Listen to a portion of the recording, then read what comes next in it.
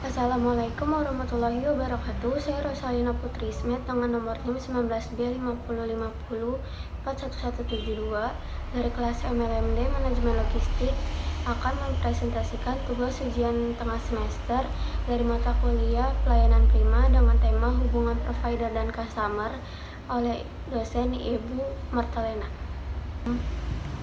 Yang pertama ada memahami kebutuhan pelanggan. Kebutuhan pelanggan meliputi kebutuhan praktis, yaitu bentuk yang berwujud yang dapat dilihat dan diraba. Yang kedua, kebutuhan emosional yang dapat didapatkan dari tindakan dan perilaku petugas pelayanan. Yang kedua, jenis dan tipe pelanggan. Jenis pelanggan ada dua. Pertama, jenis pelanggan internal, yaitu pelanggan yang tidak mengkonsumsi barang atau jasa yang dibeli secara langsung, melainkan barang tersebut dijual kembali. Kedua, pelanggan eksternal, pelanggan yang secara langsung mengkonsumsi barang atau memanfaatkan jasa yang mereka beli. Lalu ada tipe pelanggan yang menyulitkan. Pertama, pelanggan yang marah, yaitu karakter yang keras yang selalu mengedepankan emosional, egois, dan dingin. Biasanya tipe pelanggan ini sering dijumpai melalui telepon karena mereka tidak bertatapan muka langsung. Yang kedua, ada pelanggan yang suka mengkritik, yaitu orang yang kritis terhadap situasi, sering mendebat dan memberi pertanyaan terus-menerus. Yang ketiga, ada pelanggan yang cerewet, yaitu orang yang berbicara terus-menerus tanpa memberi kesempatan petugas pelayanan untuk menjawab atau membalas pertanyaan. Yang keempat, ada pelanggan dengan keterbatasan fisik atau lanjut usia. Tipe pelanggan ini harus dibimbing atau dilayani secara perlahan. C. Alasan mengapa pelanggan bersikap menyulitkan. Pertama, mereka lelah atau frustasi, yaitu pelanggan yang sudah menunggu lama untuk mendapatkan pelayanan dan tidak dapat pelayanan ekstra seperti pemberian minum atau pemberian koran. Karena menunggu merupakan hal yang membosankan, maka kita sebagai penyedia pelayanan harus menyiapkan minum atau koran untuk pelanggan yang sedang menunggu. Kedua, mereka merasa diabaikan, yaitu pelanggan yang tidak didengar, tidak direspon, bahkan tidak dipercaya, yang akan membuat pelanggan itu mencari jalan lain untuk menyebarkan isu keburukan tentang pelayanan tersebut. Ketiga, mereka tidak mampu berbicara atau memahami bahasa dengan baik. Itu tipe pelanggan ini biasanya merupakan orang asing yang tidak bisa berbicara bahasa Indonesia. Maka sebagai penyedia pelayanan, setidaknya kita harus menguasai satu bahasa asing. D. Sentuhan pribadi.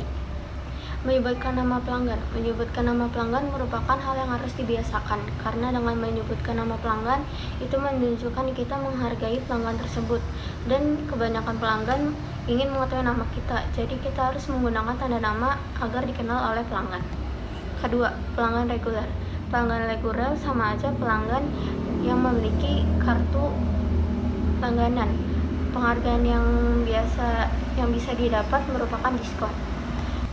Yang ketiga, selangkah di depan. Maksudnya, para penyedia pelayanan sudah menyediakan apa yang diinginkan oleh pelanggan tanpa harus diminta terlebih dahulu oleh pelanggan. Lalu ada kemasan, yaitu memberikan jasa penyediaan bungkus gratis. Contoh, membungkus kado gratis. Lalu ada take and give. Pemberian pelayanan yang maksimal akan dihargai oleh pelanggan dan biasanya akan diberi penghargaan, bisa berupa tip ataupun yang lain. Yang terakhir, sabar dan sopan. Dalam melayani pelanggan kita harus memiliki kesabaran yang besar, karena pelanggan adalah raja. Ada atribut pelayanan bagi pelanggan. Pertama, ada kecepatan pelayanan. Dengan pelayanan yang cepat akan membuat pelanggan merasa puas. B. Ada keramahan pelayanan. Dengan pelayanan yang ramah, pelanggan akan merasa nyaman dan tidak kesal. C. Pengetahuan pelayanan. Penyedia pelayanan harus memiliki pengetahuan yang luas agar bisa menyelesaikan masalah para pelanggan. Terus ada jumlah karyawan yang tersedia. Jika jumlah karyawan yang tersedia telah pas, maka tidak ada pelanggan yang merasa diabaikan. Lalu ada tampilan fasilitas. dengan fasilitas yang baik dan nyaman akan membuat pelanggan merasa senang. Lalu ada contoh pada masa COVID-19. Contohnya pelayanan pada rumah makan atau restoran. Karena pada masa pandemi COVID-19 seperti ini, orang-orang dianjurkan untuk diam di rumah saja. Maka orang-orang akan membeli makan lewat layanan online.